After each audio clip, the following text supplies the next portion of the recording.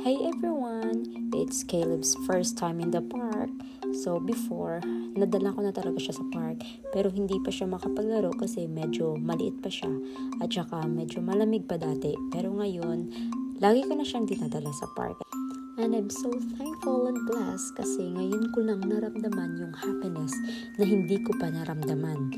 Ngayon ko lang naibigay yung pagmamahal, yung sobra-sobrang pagmamahal, yung todo, yung higit pa na hindi ko pa naibigay kahit kanino man. And yes, I agree that is the hardest job in the world. Pero wala eh. Kasama kasi ito sa pangarap ko, yung maging nanay.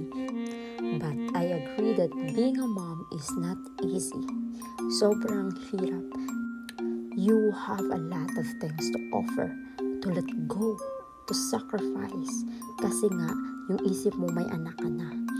Even your career, always nangyayari na sinasacrifice ang career. You don't wanna chase your dreams anymore kasi mommy ka na.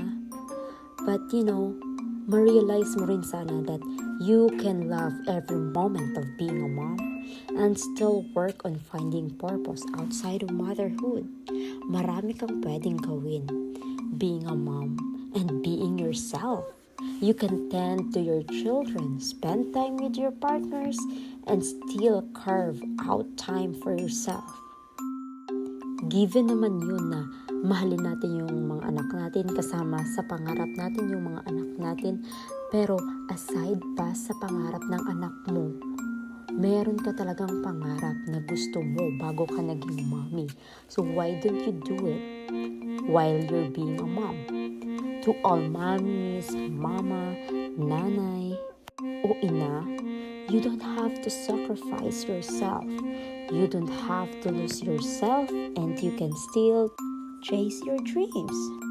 Ito talaga, sobrang take note, laging tandaan or always remember, the one thing that makes you a great mother is being the best version of yourself. Because that's what your kids will see and appreciate as they grow old, and witnessing you fulfill your dream will give them the courage to do the same.